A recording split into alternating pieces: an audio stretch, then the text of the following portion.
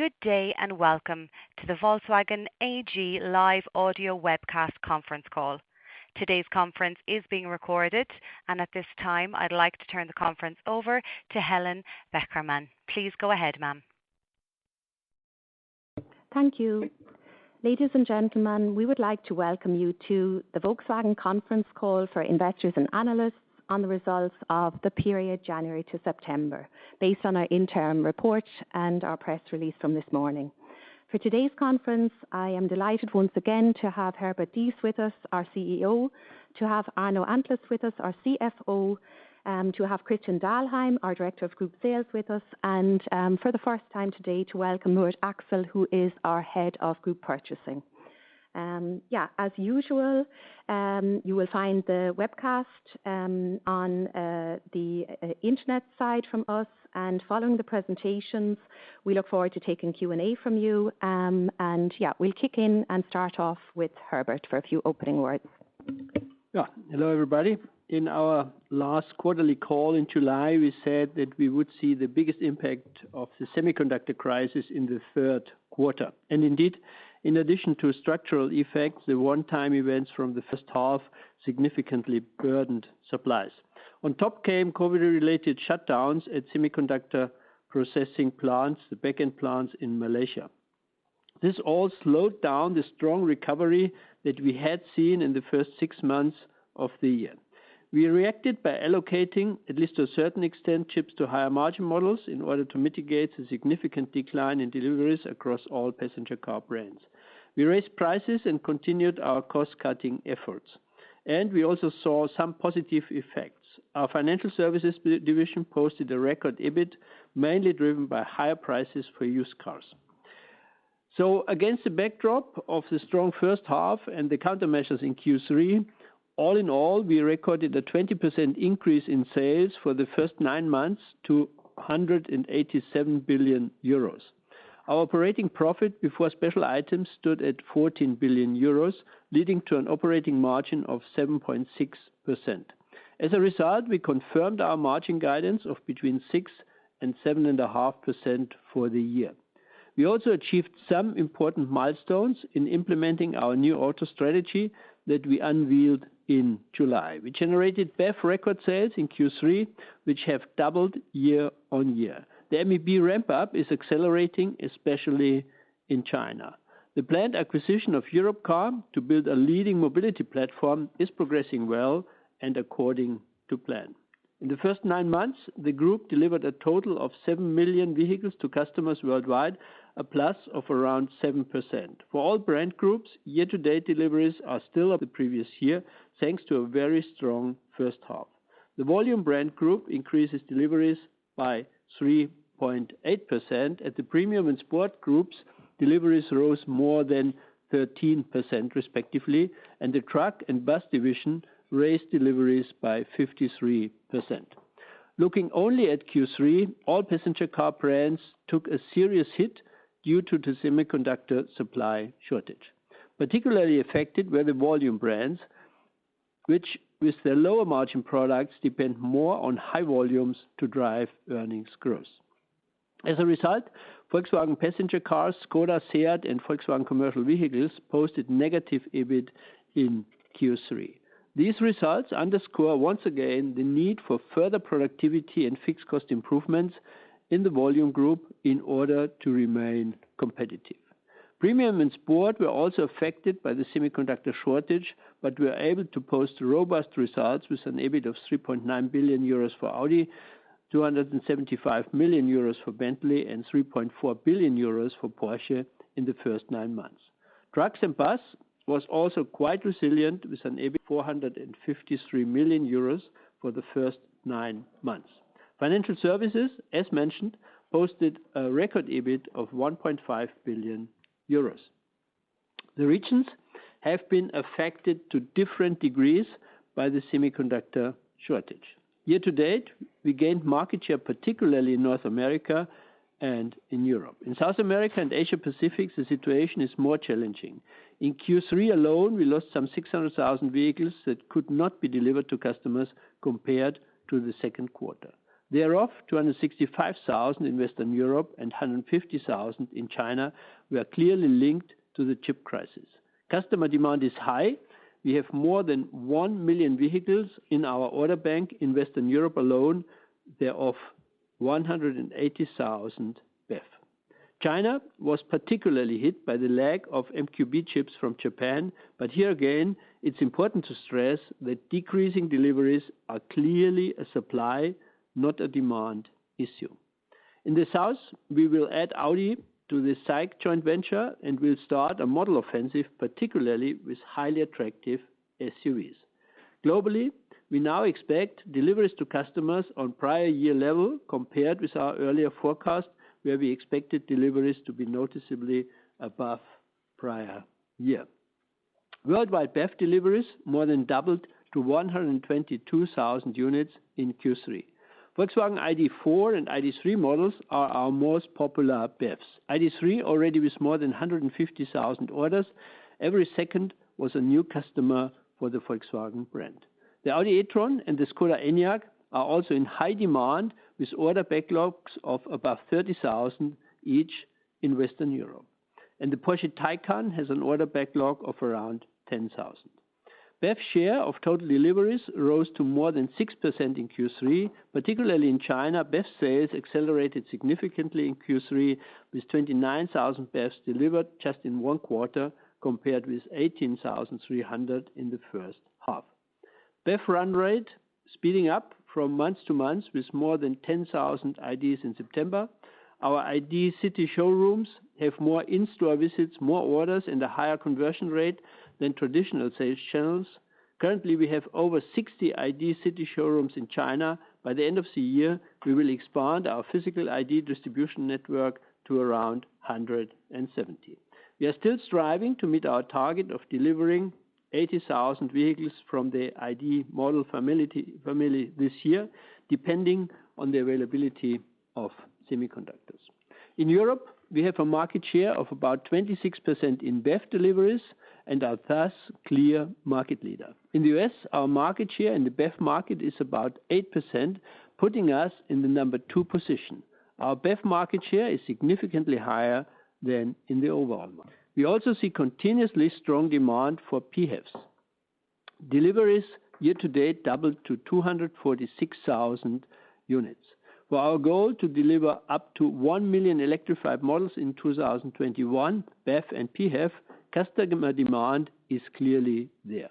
But due to the semiconductor shortage, we might see some delays. Some of the vehicles might only be delivered next year. The successful ramp-up of our BEV strategy demonstrates that our transformation is progressing with great momentum. With our new auto strategy, we now have a clear roadmap to tackle the transformation not only to BEVs, but to a fully connected, fully digital and vertically integrated mobility future. We have laid the foundation to tap into future profit pools with strong technology platforms leveraging our scales. Over the past few months, we have further reduced complexity by setting up strong brand groups with more responsibility. The Premium Group has aligned the business plans of Audi, Bentley, Lamborghini and Ducati to lift synergies and maximize customer reach is going forward. The Volume Group has established a governance system to foster the collaboration between Volkswagen, Volkswagen Light Commercial Vehicles, Skoda, Seat and Cupra. And at Traton, we have replaced the complex governance structure with a lean management led by Scania CEO Christian Levin. Regarding our core technology and enabling base initiatives, we have set ourselves ambitious targets that we will report on regularly. I will now share some highlights for the technology initiatives. Arno Antlitz will later talk about one of the most important base initiatives, financing the transformation. First, mechatronics. We have seen a further ramp up of the MEB. In the US, pre-series production started at our Chattanooga plant, preparing for the ID.4 SOP. Model will be launched in Q3 22. In China, MEB production is speeding up with the ID.3 as the latest addition to the market. In Europe, our e-offensive is in full swing with the SOP of the Cupra Born, the introduction of the ID.5 and the Enyaq Coupe. Work has started on the SSP, which is designed to provide one single architecture for our entire BEV product portfolio from entry level to top of the range. Our biggest site in Wolfsburg, the SSP will form the platform at our biggest site in Wolfsburg.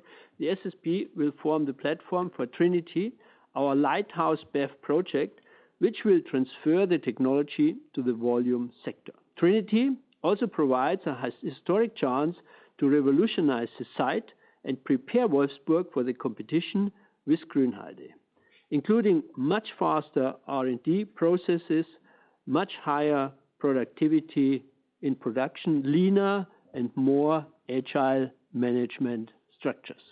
The site has a real chance to become a benchmark when it comes to productivity and state-of-the-art production, and this will help the Volkswagen brand to further reduce fixed costs in Germany. Over the past few weeks, we have intensified the discussions around a shared vision for Wolfsburg 2030, with both the management board and supervisory board.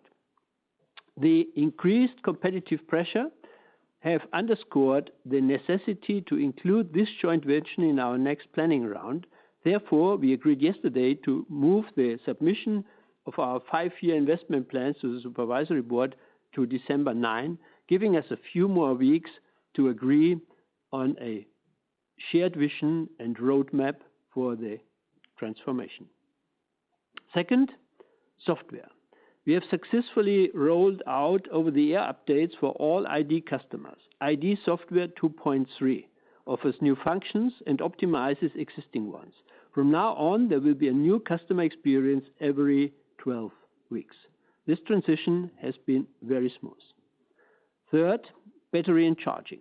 Skoda announced that we will set up several thousand charging points in the Czech Republic by 2025, together with the energy company CEZ and the Czech government.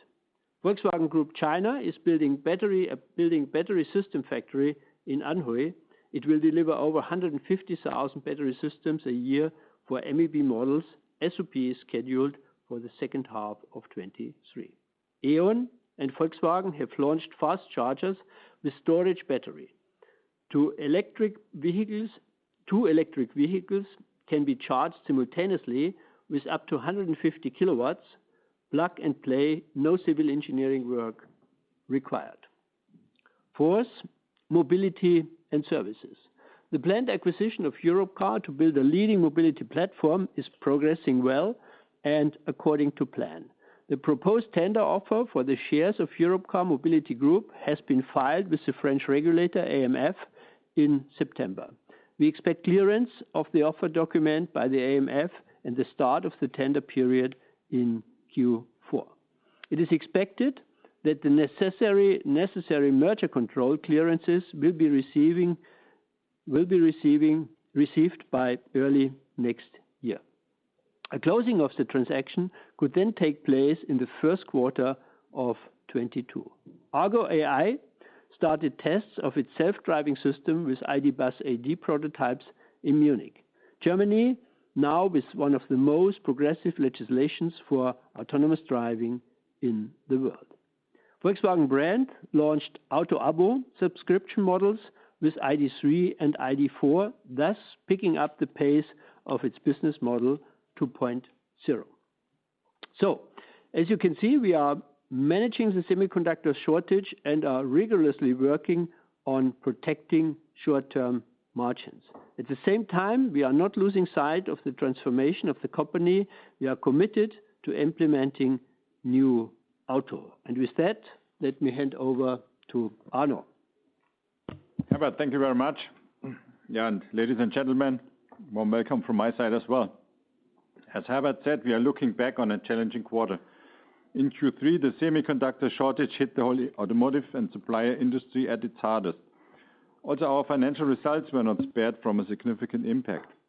Due to a lack of chip supply, it wasn't possible for us to stick to our planned production programs. In Q3, we produced about 800,000 cars less than 2020 third quarter. Against that challenge, we clearly displayed robustness of our business. We achieved an operating result of 14.2 billion euros and a margin of 7.6% so far, both figures almost on par with 2019, which was our best year in financial terms. However, looking at the third quarter alone, there was a substantial impact from the decrease in production compared to the third quarter, with an effect on sales, operating result and margin. Especially in our volume brands, we also see the task we still have in terms of resilience. I will come back to this effect in more detail in a few moments. Looking at the year-to-date performance, we produced 6.1 million cars, a similar level at last year, but 1.9 million cars below 2019. Sales came in at 6.5 million cars, slightly above last year, but also substantially below 2019.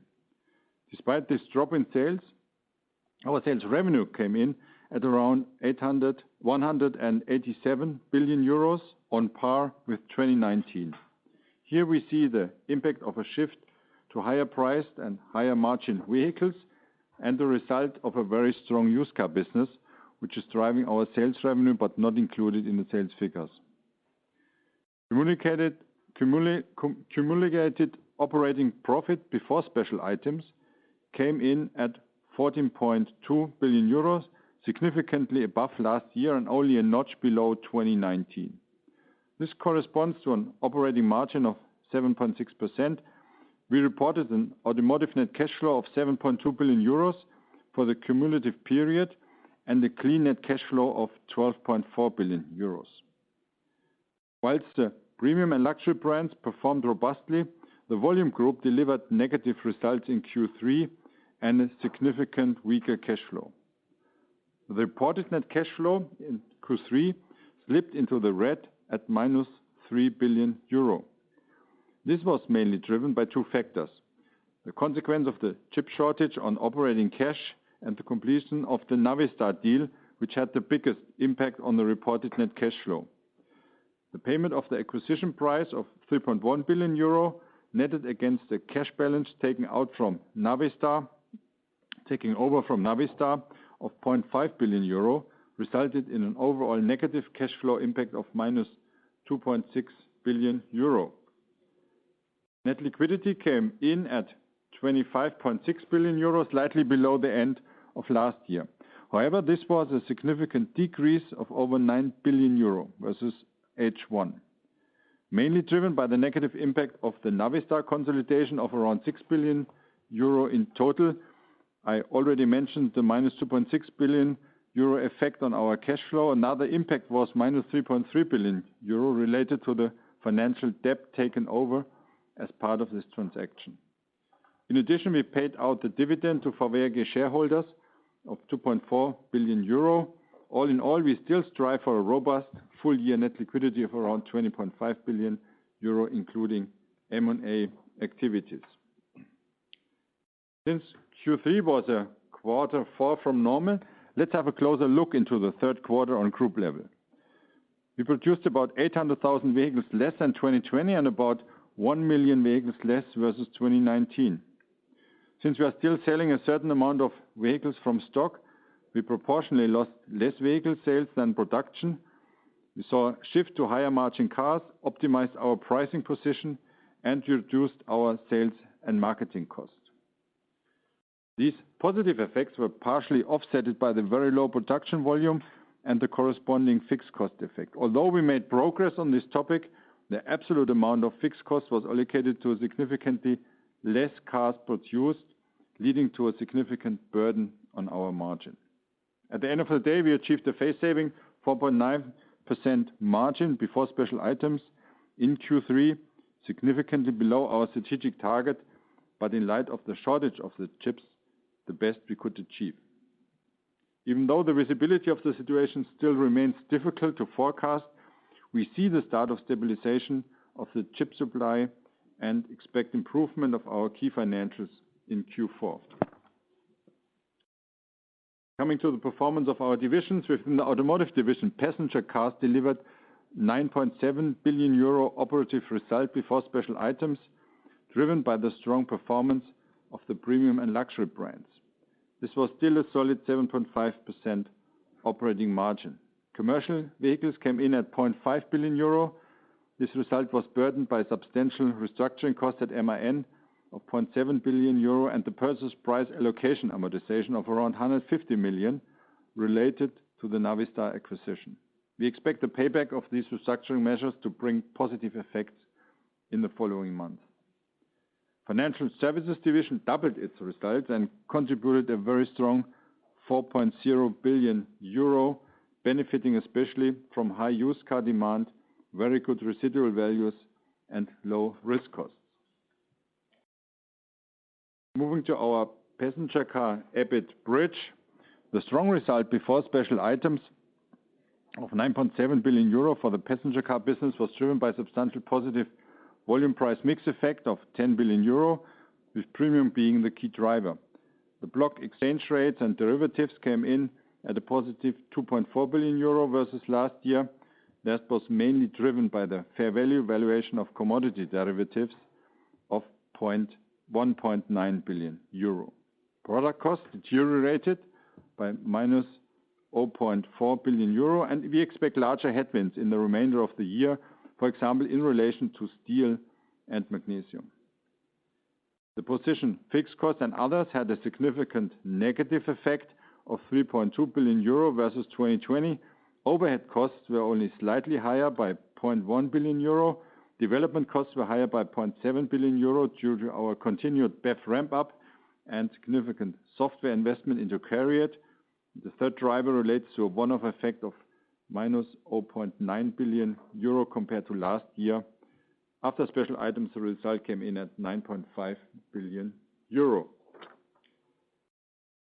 Coming to our brand group's performance, within the volume group, Volkswagen came in with a relatively weak operating margin year-to-date of 2.9%.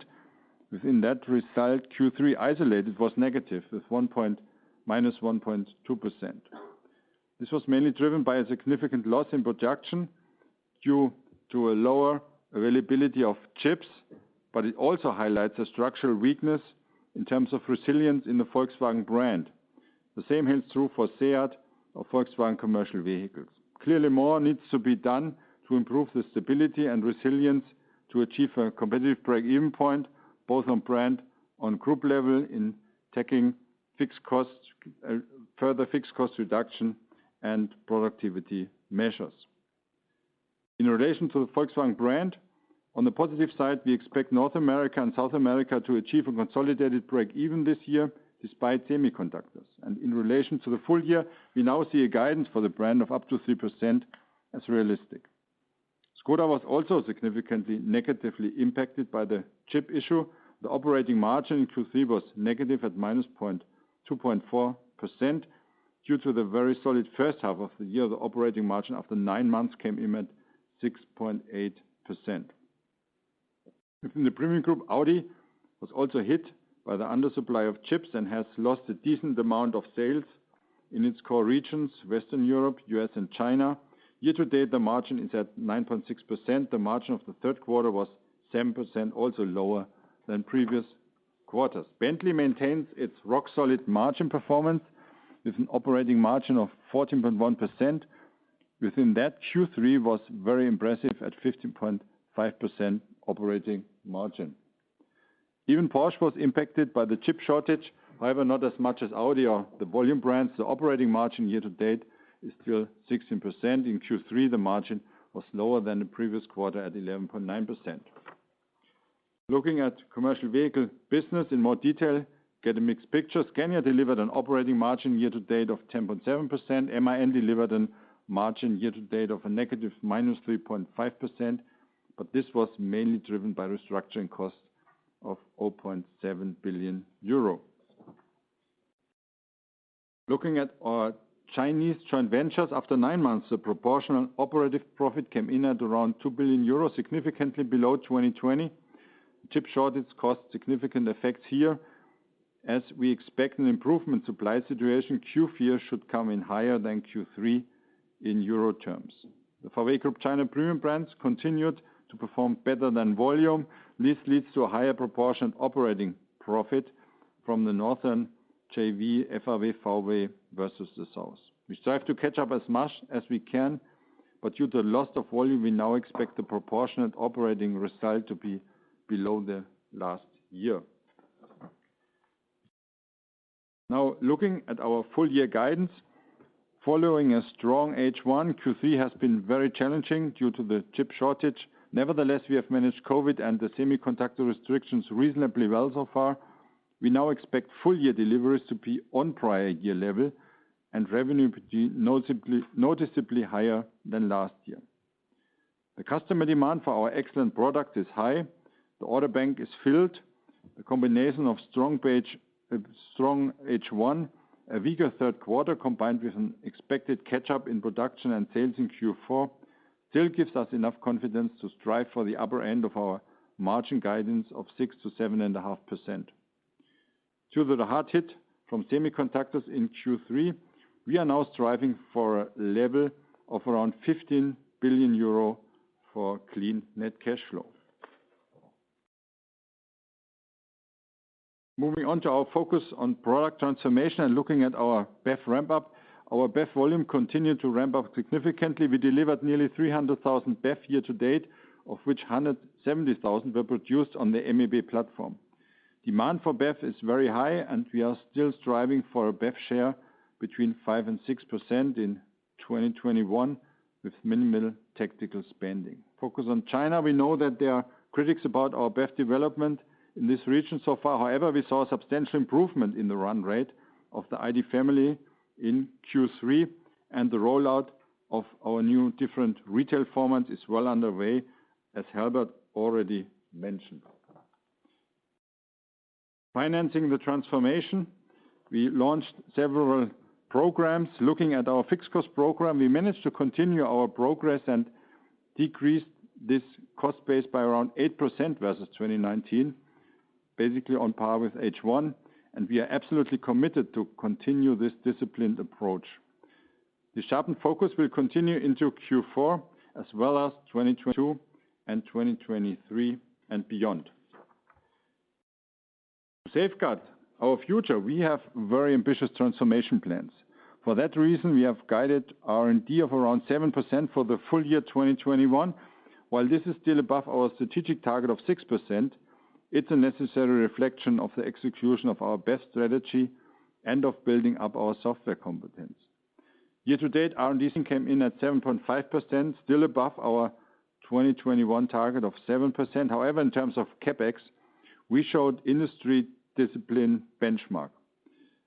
The nine-month CapEx ratio came in at 3.9%, and that was well below 2020 figure. We put full focus on product and future technologies while keeping non-product related and structural CapEx at a minimum. We are aiming to offset the higher R&D share this year, and for both ratios we combined are now striving to achieve 12%. Looking now at our brand cash flows. In July, we communicated cash flows per brand for the first time. The trend that was clearly visible in H1 continued in Q3. Premium brands remain dominant and are the key contributors to the robust cash flow generation. Our volume brands still have a way to go to achieve acceptable cash flow levels, with Volkswagen brand having the biggest challenge. However, please take into account that they have been hit hardest in Q3 due to undersupply of semiconductors, and in addition, cash flow of Volkswagen brand was burdened by diesel outflows of 0.5 billion euro. The impact of the acquisition of Navistar in July is shown within the other line. Ladies and gentlemen, we have strong brands. At the same time, we will continue to shape our transformation with focus on technology, ramping up battery electric vehicles, and developing and deploying a leading automotive software stack. We will continue to financially steer our transformation by focusing on synergies and building resilience, by working hard on cost and efficiency to be less reliant on volumes and growth. Thank you very much so far. Thank you very much, Arno. Emma, may we please begin the Q&A session now? Certainly. If you would like to ask a question, you can do so by pressing star 1 on your telephone. That's star 1 if you'd like to ask a question.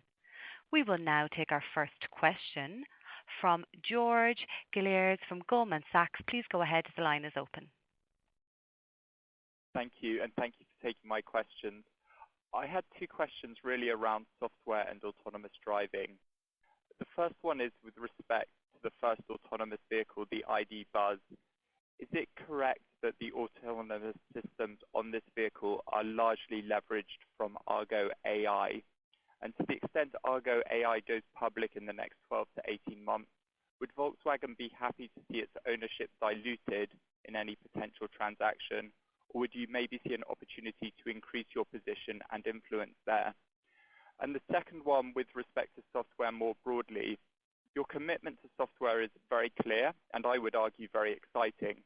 However, many investors are asking how to appraise whether Volkswagen has the technical competency in-house to develop class-leading software.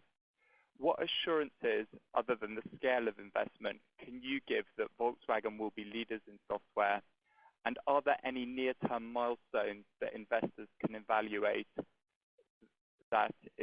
What is the first deliverable from CARIAD, for example, or do investors need to wait until mid-decade for the rollout of Artemis and Trinity for validation? Thank you.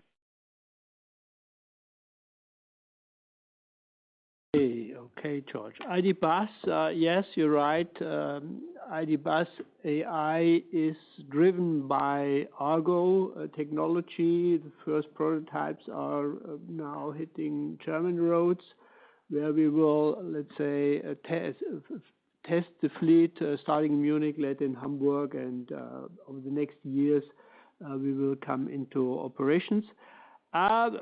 First of all, we are happy with our investment into Argo. I think the combination between Ford and Volkswagen, we have a totally coherent set of interests. We have a minor investment from Lyft in the company, which allows us to be also closer to our customers, to the platforms. So I think we have the right investment structure, and we can afford the financing, which is still to come, and it's still a long way until we really get the investment back, but we are confident that we can self-finance together with Ford. Your question regarding software, in-house competencies and milestones. Yes, you probably underestimate that already through recent years we purchased quite exciting in-house software competencies. Now, for instance, we own in Bochum a group of 800 engineers coming from Nokia and then shifting to BlackBerry, which do the communication for our vehicles. They are state-of-the-art, very competent team. We just recently purchased from Hella a group of image recognition for autonomous driving, which is world-class, state-of-the-art. We're building up our group of hardware competencies, people joining from Intel, Apple, around the world. This is organic growth. And there will be still a few more. And we had 3 acquisitions only last year, which was wireless, which is basically how to bring software into the car, and Diconium, which is mostly based on app development. And we combined all the resources we had in Porsche, Audi, and Volkswagen into one group, which still needs, I accept, some consolidation, because it's I think 16 different companies. We have to really find a new company identity, bring them together, and there's still a few acquisitions to do. Yeah, there are still a few acquisitions to come, but then I'm sure that we have all the competencies to have the software competence we need to continuously deploy software into the car, which is basically the reason why we are integrating that, because you then have full responsibility about what happens to the car, and you're directly facing the customer, and you have to do that in-house, because if you not do that in-house, you won't become fast enough. So this is where we are. What are the milestones? We decided that CARIAD would take all the electronics platform for our ID family, which we call Software 1.1, and is working on the next generation for Audi, Porsche, our PPE platform, which we call 1.2. So the milestones 1.1 are the currently already the updates of the cars now, which are working quite well. It's the first time in volume that we update big fleets of cars, and so far it's going really well. Customers are happy. They perceive it as really an enhancement and improvement of their in-car experience. And every 12 months, those over-the-air updates will occur and show how competent we are already in performing updates and enhancing product specifications over the air. So this is going well. Next milestones for the PPE for sure are the launches. The launches are going to happen next year, and they are well on the way to. It's for sure it's a challenging task, but the first car will be the Porsche Macan, electric Macan. And then Audi and Porsche will deliver on this new platform their cars, which will once again demonstrate the next phase of software capabilities. And then the big step towards, let's say, really leveraging scale is in Software 2.0 being launched with Simis and then rolled out through the whole product lineup starting in 26. This is a big challenge. This is also where most of the insourcing will happen, and then we will have full competencies, also an own autonomous driving stack, own configuration of the core operation system of the software stack. This is the full stack. Why we decided to combine, or let's say hand over all three software systems to CARIAD, because with each and every step and technical improvement, we are learning, we are getting better, we are training the team, and we get more focused on deploying. If we would have only started with 2.0, it would be a long way to go. A lot of theoretical tasks happening. You need the day-to-day business, and that is why we think I'm spending now more time with the CARIAD team, and actually with the recent hirings, I get a good feeling about the competencies, about what's still to do, and about the commitment and really different style of working in CARIAD. Which I think we are fully on the right way, and the management team is getting stronger by the week.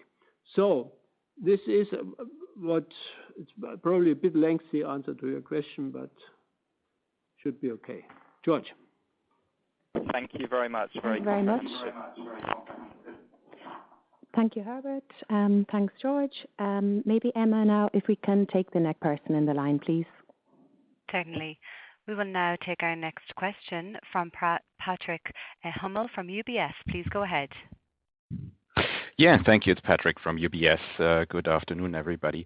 I would have two questions for Herbert, please. The first one is regarding your BEV execution. I mean, this year we could probably say things are going pretty well because you're doubling your BEV sales. But I know you like to benchmark yourself against Tesla. And the fact is that Tesla is growing much more than you are in absolute terms. They will grow from 500,000 cars last year to 900,000 this year. They're gapping away in terms of their gross margins. They seem to have a structurally better access to chips. They seem to have a structurally better access to batteries. So I'm just wondering how you think about that going forward. Will we just see a constantly widening gap despite your nice growth rates that you undoubtedly deliver and decent products? But what can you actually do to reverse that trend over the next 12 to 24 months? And specifically in regards to battery supply, how confident do you feel that you have enough really secured to meet probably the demand that's exceeding expectations? And my second question relates to the upcoming planning round. Can you just give us a feel what is really your priority? Is it about safeguarding the profitability over the next 5 years and we'll just get an updated 5-year investment budget, or will you also try to, pin things down to get more granular on the new auto 2030 strategy? And against that backdrop, GM a couple of weeks ago did a very precise capital markets day in terms of the growth initiatives, the business plan, the margin potential, etc.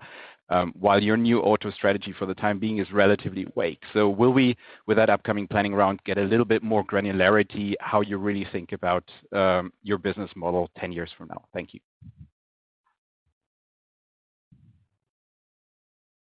Okay. Patrick, yeah, quite comprehensive questions. The gap to Tesla, we would have been closer if we wouldn't have been hit by the semiconductor supply. So we have really strong demand for our EVs. The lead times are higher than for the ICEs. We don't have to spend incentives. There's a challenge in China now where we have to probably redo our retail formats, but we have a higher share on the EV side than we have on the ICE side. So the strategy basically is working, and the effect of the strategy should increase over time, because now Skoda is only coming to the market. Seat is only getting the new models being launched in China should really materialize early next year. And we have been preparing 2 sites in China. Our capacities here in Europe will increase with the additional Emden plant to come to produce electric cars, later Hanover in 23, and we're just starting production next year in America. So I think capacity-wise, and that's true for assembly plants and the batteries, we are ready to, let's say, stay in the game with Tesla. Yeah. So we have very competent cars. We have a much higher differentiation. We have top premium cars, sports cars, volume cars. We are strong in China, Europe, and the United States. So from there, that should really work out well, and we should achieve similar scale than Tesla. 70% of the parts of MEB are basically the same for Skoda, Audi, Volkswagen, and so worldwide. Later, Ford will join. So that should work out well. Semiconductors really hits us stronger than Tesla. You're absolutely right. So we have less in-house competencies, and our electronics network is less consolidated than Tesla's. Now Tesla already is in the next phase of architecture. We will get there, but this will still take a little bit of time, and until then, Murat just has to make sure that we get all the semiconductors we need. He will probably report later on it, but we are, let's say, always prioritizing our EV sales. So, yeah, I think there's no. Currently, I don't see that the gap would widen further. In getting into next years, we should really be able to catch up and make some ground. Then the planning round, priority clearly is get the financial figures right, enough cash flows, margins.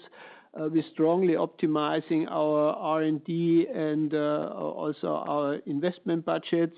So the focus is really to generate the resources to be able to further invest in the new auto strategy.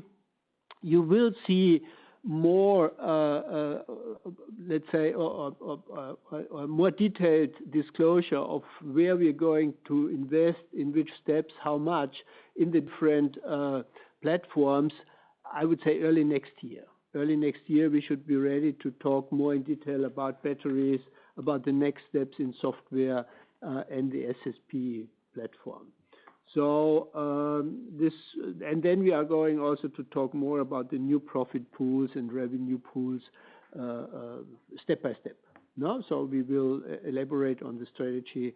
I think you already can see where we are going, but more detail to come early next year. And can I just ask Herbert, okay?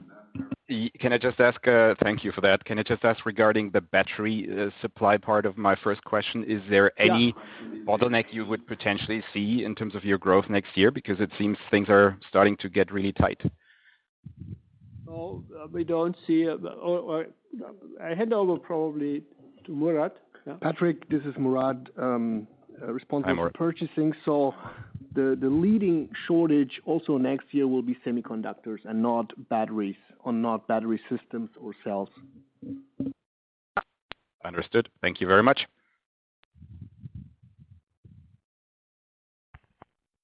Thank you. So Emma, maybe. Yeah, go ahead, Emma. Yeah, we can kick off the next question. Thank you. Perfect. We'll now take our next question from Tim Rokossa from Deutsche Bank. Please go ahead. Yeah, thank you very much for taking my questions. I'd like to add on a little bit to what Patrick just asked. And Herbert, that is really about your priorities when it comes to the planning round. And there's only so much you can do in a given day. When we look out to Stellantis, you like to benchmark yourself to Tesla, but the more traditional guys, Stellantis, they will make 10% EBIT margin this year and a harder hit on the volume side than you are. That's a number that you will probably not even achieve with Audi. So if we suggest something a little bit more controversial here, why don't you focus a little bit less on optimizing your financials? Because that seems to be very difficult for you. It's running constantly into issues with the labor unions, which is also quite annoying to some of your shareholders to read about this on an almost weekly basis. Why don't you focus more on new auto? Go really full speed ahead. Try to increase your volume on that side. Try to increase the quality of the vehicles. Really start to roll out that issue while maintaining the margins and the free cash flow generation potential that you have today anyway. Really means focusing on one thing. You have less struggle with the unions. Why isn't that prioritization, which also seems to be more rewarded by the stock market when we look at the multiples of strong growth versus just the traditional strength of an automaker, something that you want to make your priority as well? And then secondly, and this is perhaps more for Arno and probably Christian if he's on the line as well, how shall we think about the Q4 development? Can you walk us through a couple of the bridge items? What's there with respect to raw material headwind, the volume bounce? How much will production be up? Do you already have more chips available now than you had, let's say, a month ago? Thank you. Yeah, Kim, I think we are fully focused on the new auto strategy, no? But and I know I'm focusing a lot on CARIAD, on software development. I think we spend now in the new planning round, we will spend much more than half of our investment into the new world. Arno might elaborate on that a little bit longer. So there's full focus on the new world. But even the new world requires, let's say, core competencies in when it comes to manufacturing, productivity, fixed costs, because, you know, we will maintain big part of our world. So we will maintain the plants, we will maintain our sales structures. So it's worthwhile to keep on improving the existing structure. Know where it we wouldn't invest as much anymore in, let's say, the run out of ICE engines or plants, no? But the plants we are going to use and the structures, the overheads, we have to work on because we will need those in the new world as well. And there's also some work to do to be competitive with the kinds of Tesla. No? That is why we can't just focus on doing the new cars. And yeah, this is it. Yeah, Kim. The other question was Q4, Arno? Yeah, Q4. I'm give a little bit of a general guidance, and then Murat is on the phone as well. He can walk us through more like on the chip side. In terms of production, we think of from a level wise more on Q1 and 2, roughly. In terms of effects and head or tailwinds. We expect a little bit more headwind in terms of raw materials. On the other hand, our mix and pricing opportunities and also the reduction of incentives, they really come through now. And so this gives us the basically confidence that we stick to our guidance of 6 to 7.5% on the upper end. So this should be more the general theme.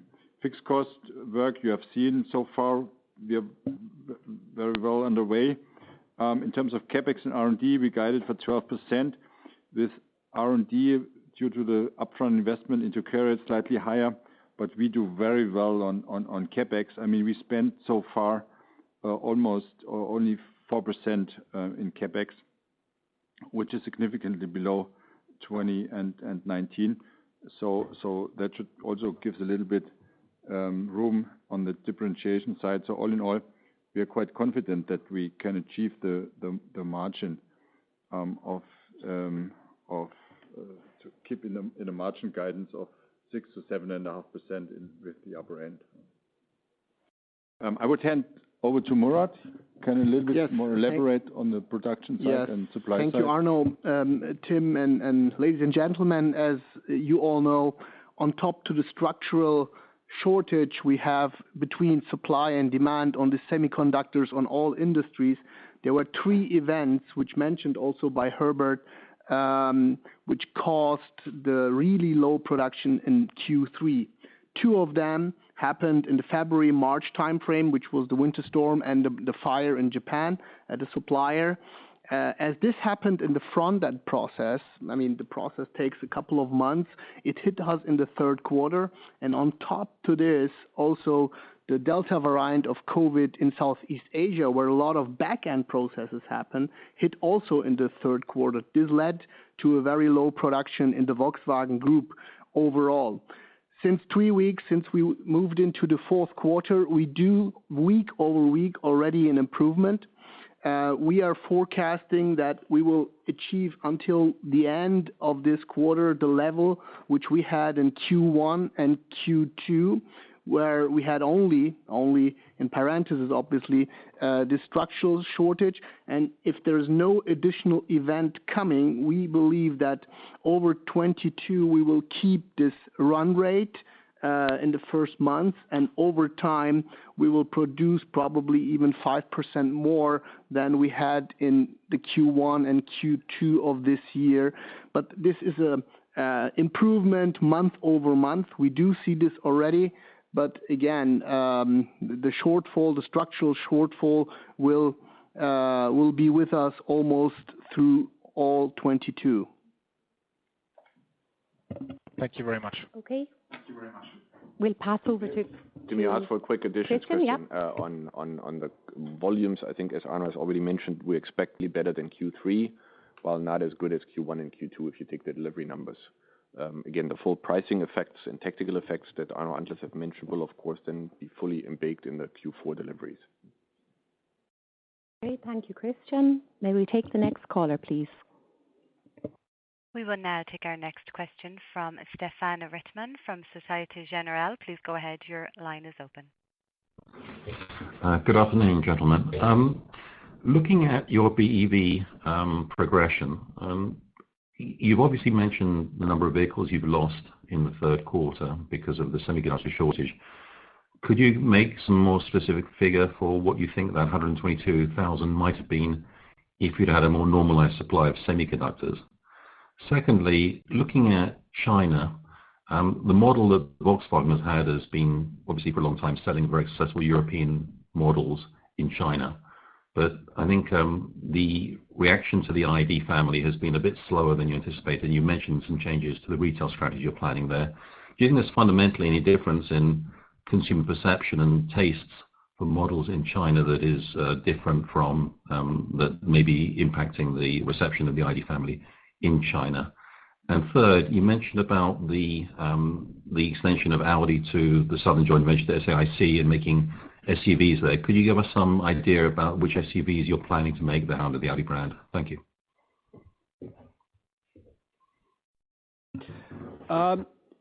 First of all, we always specific. No, our cars are having different interiors, different style elements, also different software functionalities for China, because we have different ecosystems there which we fully adopt into it. So far, no, and after being 35 years in China, we find that there are some Chinese preferences, but many of those are really worldwide and relatively tied into the customer segments. No? So, for instance, many of our cars for China are longer. They have more length because we have a better seating comfort in the back because people love to transport and have their parents in the car. So there are some preferences. When it comes to style, we also we have bigger screens in our Chinese cars. Very often we are a bit more colorful in China, though the cars are really adopted. You're referring probably to now the new Chinese startups for the electric world, which are design-wise not so different, I would say. So we're driving those cars relatively often. Probably some of the software features have to be China-specific. No, you need karaoke functions, for instance, in the car, where we are trying to catch up with local customer demand and learning. That is why we increased our software competencies in China. We have now, CARIAD has about 800, 900 people working in China on the ground to adopt more to the Chinese necessities. The other thing is that our ID fleet, which has quite sophisticated lane keeping and ACC functions in the car, which are really working well in Europe. They are depending on our maps in Europe, and we have different maps in China, which will take us a few months more to adopt those functions to China.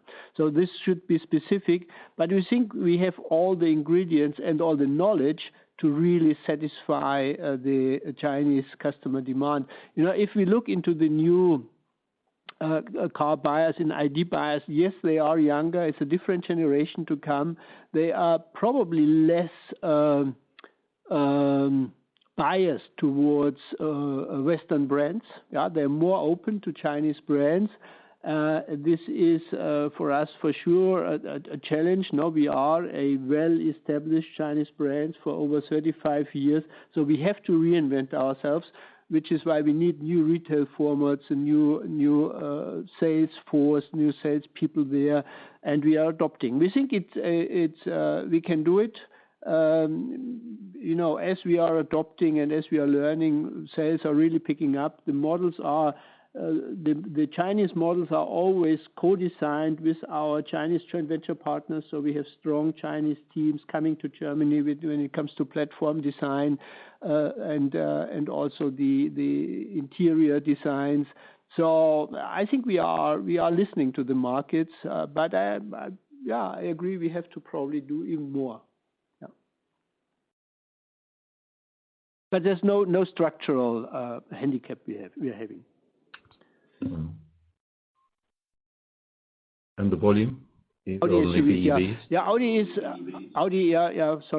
Audi decided some 2 years ago to have also two partner strategy in China, and is now with SAIC, with our SAIC Volkswagen joint venture.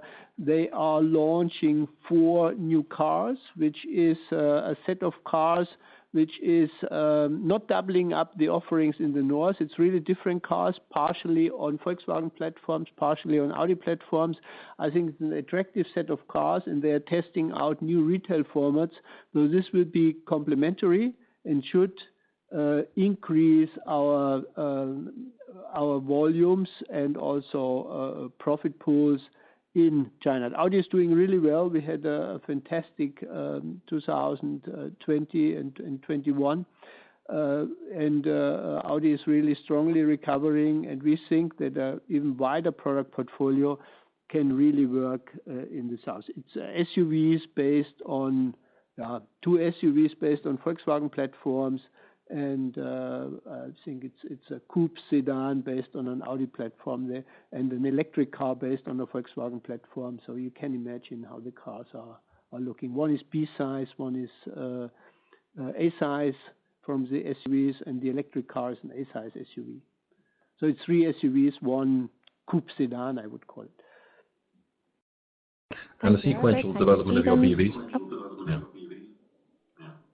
Sorry, can you repeat, Stephen, please? I wanted the sequential development of your BEV sales. If you hadn't had the semiconductor issues, you doubled basically from Q2 from Q1, your sales of BEVs? There would not be any reason not to achieve those 1 million cars which we announced for the year. No, we have strong demand. We have an order bank for, I would say, on average 6 months. No order intake, I've learned today, is close to 20% EVs now in Europe, no, which is stunningly high. It's much more than our demand. Batteries, we are fine, so it's chip shortage. Yeah. Thank you very much. Okay, Emma, can we take the next person on the call, please? We will now take our next question from Horst Schneider from Bank of America. Please go ahead. Your line is open. Yeah, thanks for taking my questions as well. It's Horst here from Bank of America. I have got two rather brief ones. The first one is related to Porsche. Herbert, I listened today to the media call, and the last comment that you made, my take was from that you denied that a Porsche IPO could happen. So therefore, given the press speculations that we had again recently, can you maybe give an update if that is the case, that you consider just this battery IPO but no Porsche IPO? Number one. Number two, looking at your bridge, Arno, it strikes me that you are not backing out any more price mix as you did in Q1 and Q2. I mean, the suspicion is then always from the outside that you want to hide something. So therefore, can you maybe clarify what was the price mix in Q3? When I back out the numbers, then I get to the conclusion that the price mix impact was rather small in Q3. And my question would be, why was that the case? And should that continue to be the case also in Q4 and going forward? Is that slowing down now? Or it's just a temporary effect that we had in Q3? Thank you. Yeah, to your first question, Horst, you know our statement. It's we are always continuously reviewing our portfolio of brands and investments, and I can't say more about this. Second question, Arno. Also price mix that wasn't deliberately done. As you see, the magnitude is still high. Of course, we had a slightly negative volume effect in Q3, but we can deliver the price mix effect in the future. But from the quality of the business, price mix and margin is even stronger coming through, since we are very disciplined on the incentive side. And we decided on a second price step some weeks ago, and that second price step will only come through in the fourth quarter. So you shouldn't be worried that price mix is deteriorating. It's actually the other way around, and we even promised to be more disciplined also into 2023 and beyond. So we have really stringent plans to keeping that pricing discipline throughout the planning round. Okay, Arno, so it was positive Q3 and it gets stronger again thereafter, right? Do I get that right? The pricing effect will get stronger in Q4 due to the pricing which comes through, Mr. Dahlheim, I think in the next month. So. Maybe again, just add for explanation. Absolutely. The reason there is a lag is due to the very high order bank we have. So the cars we're delivering now are the cars that have been ordered 6 months ago. So if you order a car, the cars that are delivered now have the price effect and they'll be priced in March. The price effect now from October, you will only see beginning of 2022, but because it takes time to deliver the cars. It's just because of the extremely high order bank we have, you have an almost 6 months delay in. Okay, thanks very much. Thank you. Thanks, Horst. Thank you, Christian. Emma, can we take the next person, please? We will now take our next question from Dorothy Cresswell from Exane. Please go ahead. The line is open. Hi there, and thanks for taking my question. I have another one around BEVs in China.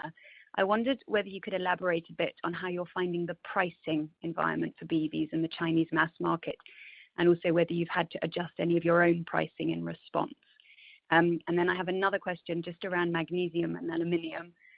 Could you tell us whether you share some people's concerns around the risk of significant shortages as we look to 2022? Thank you. Okay, I think Christian, in relation to pricing in China, we would pass that one to you. And Murat will follow then on the raw materials, magnesium. Pricing in China is, we didn't have to adjust our pricings through the launches. So our prices are according to the market segmentation in China, but we didn't have to adjust through the launch. Yes, on material availability, first of all, let me say that all materials are really tight and short. It starts really with steel products, plastics, granulates, and obviously we are observing and monitoring the situation of magnesium, aluminium very closely. Until the rest of the year, the semiconductor will stay the leading shortage. We cannot forecast right now if the shortage on magnesium and aluminum, which will happen definitely according to planning, will be bigger than the semiconductor shortage. We are observing this, and we are taking countermeasures already today to overcome this. So for the moment, I would say semiconductor shortage is still the leading shortage in the market. On top, probably you have seen also that additional things happening. All the transportation and logistics are tight. So if something happens in the supply chain, materials get shipped late. And also we are seeing more and more in the supply base financial stress, obviously, because of the disruptions in the supply chain. And you have seen probably also that one exhaust supplier had yesterday, 2 days ago, a cyber attack. These are all elements which are playing to the game. We are observing all of this. Bottom line, semiconductor shortage is the leading shortage. Thank you, Dorothea. Thank you, Murat. Can we take the next person, please, in the queue? Certainly. The next question will come from Josh Asumani from JP Morgan. Please go ahead. Thank you very much. Afternoon, everyone. Jose from JP Morgan. I have three topics, please, for Herbert. And so the first one would be, please, what are your top three priorities when running the group? And in your discussions with the unions, do you think they have the same sense of urgency as you when you're trying to accelerate this industrial change, and specifically in Germany? Second, can you provide a bit more specific milestones on the battery ramp up across Europe? And if you could give us an update on which plants or locations have been agreed so far. And then the third topic, please. Would love to hear any comments if you give gigacasting any merits in terms of the industrial footprint, or allowing you potentially, if you will implement it, to achieve any cost savings. And also, if I may ask, if possible, I would love to hear what was the reaction from your management team when you brought in Elon in the offsite. Thank you so much. Interesting questions. Yeah. Sense of urgency. I'm actually, we triggered a discussion here in Wolfsburg. I think it's the right time and it's coming, no? And the sense of urgency will increase because the recent achievements of Tesla are sending a clear message. No, Tesla is a competitor which we have to take seriously, and I would say also the unions see that the most sold model in Europe in September was Tesla Model 3 and not anymore the Volkswagen Golf. And the unions perceive that Grünheide is about 200 kilometers from here, a very modern plant, state of the art, with high automation and probably shorter lead times in manufacturing. So I think it's the picture is getting clearer and clearer. No? And as we will launch a model here in Wolfsburg, which will be in direct competition with some Tesla models as well, it's called Trinity. No, we have to use that model and that manufacturing plant and our R&D efforts to really transform and modernize Wolfsburg and make sure that we can face and compete against Tesla. I think that idea which we basically we brought into this game 1.5 years ago when we allocated this product to Wolfsburg, now is getting into the minds of the people, and people are taking it more and more seriously. And this pressure will increase. Once Grünheide starts its launches, you have to see that Tesla still is constrained by the supply to Europe, because all cars for Europe are currently imported. Imported means it's a 10% import tax on the cars from the US and from Shanghai, basically. So the competitiveness of Tesla will increase once the launches in Grünheide happen, and we will see those cars driving around here. So I think the sense of urgency will grow. We made a case now also in supervisory board level and I think it's a shared view that we need a new vision for Wolfsburg.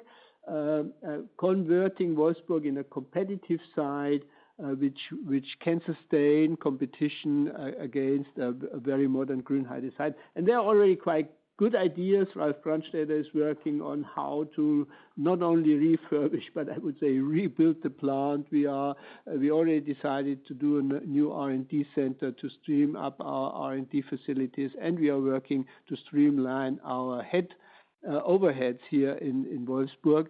Within the next few weeks, we will work together with the union representatives on a shared vision for 2030 for Wolfsburg, and then we're going to implement that plan. So a sense of urgency, yeah, I would say I had probably earlier a stronger sense of urgency, but the Works Council is getting into the game and up to speed now, that I'm confident that we can really end up with a shared view and a shared plan, because we have to change a lot here.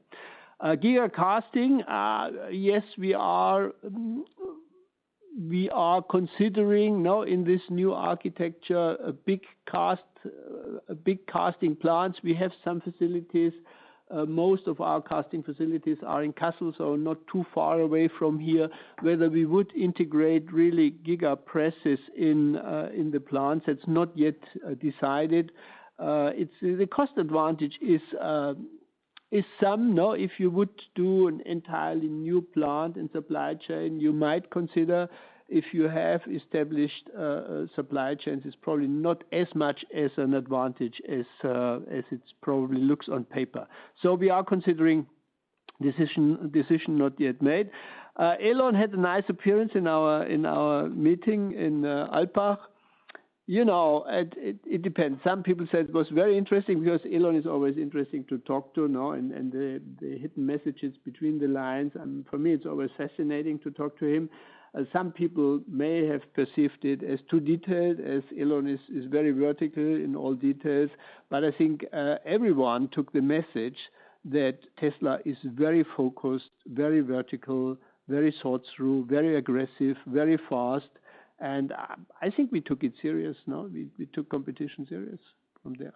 I don't know. I'm looking into the faces of my colleagues. What would you say? Yeah. Generally, yes. No. It was probably a bit lengthy. We talked over an hour or so, but I enjoyed that. Yeah.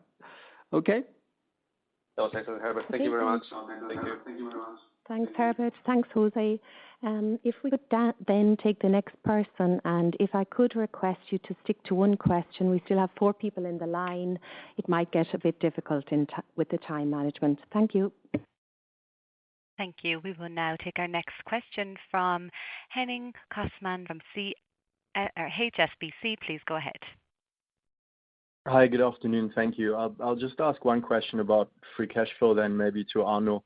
It looks like the market took it a bit badly today, that the free cash flow guidance was reduced, even just with the signage.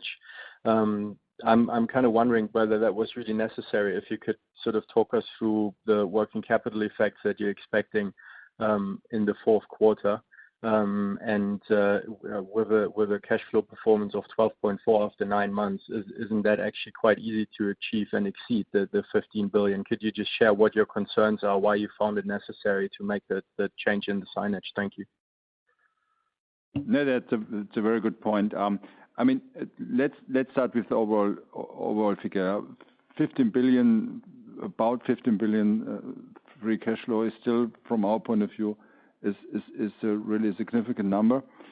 What we see currently is that we are significantly understocked, and although we expect a better supply with chips and production in Q4, as my colleague mentioned, it might be difficult for the last cars we produce in end of November, in beginning of December, to put them through the whole line on the ships into the market and get them out to the customers.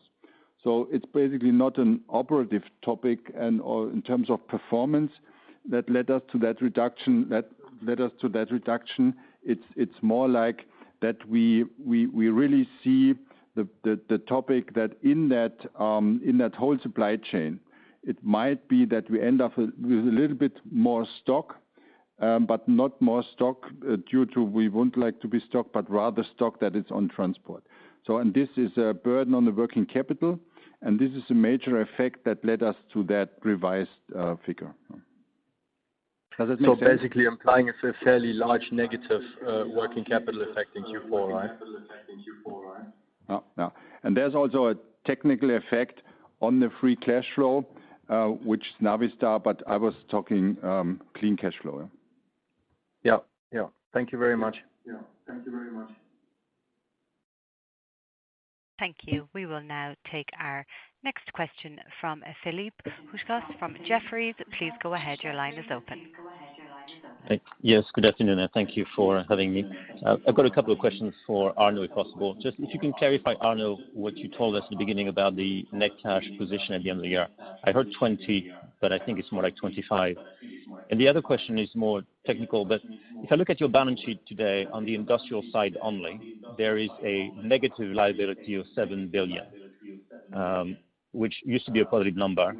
And my understanding of that, when it's positive, it's a loan from Volkswagen to the Finco, and it's negative, it's a reverse. It's the Finco lending money to Volkswagen. So I'm just trying to understand first, is that affecting the net liquidity you report, the 25 billion you had in Q3? And when do you think that number will go back to a positive number? In other words, when does your growth pick up sufficiently so that you grow the asset base of the Finco? If you can clarify, that'd be great. Thank you. I'm not 100% right whether I understand your question, but I try to answer it that way. Mm-hmm. Look, the net liquidity is only automotive. It has nothing to do with FS, and we currently see, as we saw in the COVID situation, then when production is quasi shifting quite a lot, you get a balance, or you get an imbalance between payables and receivables that might affect also the net cash flow. But I'm not 100% sure whether that was the right explanation to your question. Mm. If not, what I would suggest, like perhaps you can put that question to us and we come back to you with the answer. Okay. And for the net cash year-end, are we looking at 20 or 25? Sorry? The net cash, the net liquidity position for the year-end 2021 will be at least 25 billion. 25 billion, yeah. The okay. Clean cash flow 15 and net liquidity 25. Yes. Okay. I'll come back to you with the balance sheet question then. Thank you. Yeah, okay. Thank you. Maybe just on, and then maybe just on the net liquidity, it is including on a transaction, the 25 billion. Okay, I have heard we have some technical difficulties on the line, and if you're listening, feel free to send me a quick email and I'll pose your question for you. If not, if we still have people in the line, operator, feel free to put on the next caller. Thank you. And as a reminder, if you'd like to ask a question, press star 1 on your telephones now. We will now take our next question from Tom Narayan from RBC. Please go ahead. The line is open. Hi, yes, Tom Narayan, RBC. I just have a quick one, I think, for Christian. So yesterday there was some news that I think Hertz, Tesla, and Uber were collaborating in ride sharing. The question is, to what extent is owning the scheduling app an important part of your mobility as a service aspirations? Certainly if all the OEMs hand over this part to Uber, this could then be hard for, VW to own this part of the ride sharing ecosystem. Thank you. Yeah, Tom, maybe two parts of it, because first of all, of course, the delivery numbers, I want to clarify that, of course, as we said, we have a huge demand for our BEVs, but we prefer them at this point in time to sell them to our most profitable channel, which is private customers and corporate customers, not to rental car customers. So just to clarify that point. And on your second question, absolutely, we do believe you have to control what we call the layer 4, which is the customer interface, so the actual booking mechanism for different mobility offerings. And that would be also clearly our ambition with the acquisition of Europcar to become relevant in that segment, in particular, of course, in all core regions, Europe, the US, and China. So I think that's what you call the scheduling app, which is the customer-facing app. Yeah, that's right. Okay, Emma, may we take the next call? Thank you, Tom. Thank you. We'll now take our next question from Charles Coldicott from Redburn. Please go ahead.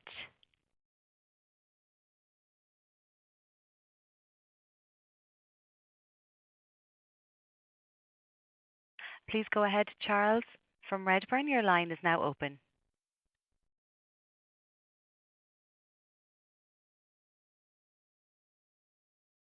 Charles seemed to have stepped away. We will now take our next question from Arndt Engelhorst from Bernstein.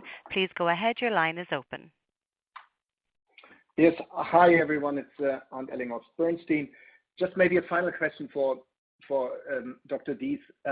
But you do talk a lot about Tesla, and it's clear that you appreciate their achievements a lot. I just wonder, do you share the same, appreciation for other EV startups as well? Do you think they will be equally successful? If I think about the Rivians, the Neos, the XPengs of this world, there are plenty which all have very credible product, and I'd say they all be successfully. So would you say Tesla is just the beginning, and we might see a more broad success of pure play EV companies in that market? Thank you. And I still think that Tesla is the most relevant because it's the first one to start, and as we are a slow-moving industry, scaling is not as easy. No, it takes time and a lot of investment, and Tesla is so strong because it's 15 years of hard work and dedication and a lot of capital burned as well. No, but yes, we have to take some more of them seriously. Many will fail and have been failing already. No, because it's a different story to present a car at the show and a nice team. And the other end is really setting up a worldwide brand, being able to deliver, because our industry will remain a scale game. So you have to generate scales, but Tesla, we have to take Tesla very seriously because they are technologically good and they can provide scale, and they have also good cost base meanwhile, and scaling is good. So it will take time, but we have to take some of the others very seriously. You mentioned XPeng, which is a car I'm driving currently. It's a very serious car, and in China already quite successful. So some of the startups will get through, but they have to first try to keep pace with us, and then probably with Tesla. So we're probably in between somewhere. Yeah. Okay. Thank you. And if I may sneak one additional in for Arno and maybe Christian as well, how do you think more strategically and structurally about pricing? When you do your financial planning now, you've gained so much pricing. Let's say a lot of it was windfall, but how do you think about strategically internalizing some of these positive pricing trends, whether that's list prices, tactical pricing, dealer support, and so forth? How do you build that into your forecast? I start with explaining how we build into the forecast, and hopefully then I get support from my colleague. No, what we did for the budget for next year and also for the planning round, we foresaw in the figures that there's a lasting effect on the margin and pricing effect of this year, as we promised. So we are pretty confident that lasts at least for the next year and the next year, the next but 1 year. But it's also a structural chance for the whole industry to significantly lower the level we saw in the past, and we foresaw this in our planning. Yeah, maybe to add to that, I mean, first of all, I think the semiconductor crisis, as painful as it is an opportunity for the industry to sort of right-size the incentive levels, which have been crazy over the last years. And we believe we have one tool in place, which is the introduction of the agency. We clearly see that already, that it significantly reduces discounts. And we think that's long-term and enables us to sort of structurally reduce 1, 2, 3 percentage points out of incentives, which, based on our revenues, of course, is huge. And secondly, we also believe that structurally people will spend more on mobility going forward, including all the software, etc. So if you take share of wallet for mobility, we believe that will increase, which all other things being equal should increase our profit pools and our profitability. And I think that's the biggest opportunity. That might not all be spent at the point of sale, but maybe some of that will be spent later. But structurally, we fundamentally believe people will spend more for mobility. And also the effect of the ramp-up of the BEV, we currently give really minimum incentives on battery electric vehicles. And I think this is also a chance going forward. Battery will be a scarce source. So I think this is really a chance for a new level in the whole industry. And we will really play our role there. If I may make a personal remark, my boss in particular has an extreme focus on pricing, so rest assured that that's very high on his priority list. That's good to hear. Thank you. Great. Thank you, Arndt. Thank you to the board members and for Christian, especially Murat, for being here today. We'd like to thank you all for your participation. I'd like to remind you that tomorrow afternoon, 1500 hours Central European Time, our colleagues at Audi are holding their conference call on the Q3. I'd like to also thank my own colleagues in my team and our internal supporting colleagues, and we'd like to wish you a nice afternoon. Thank you very much. Bye-bye. Thank you all. Bye. Thank you. Ladies and gentlemen, that will conclude today's conference. You may now all disconnect.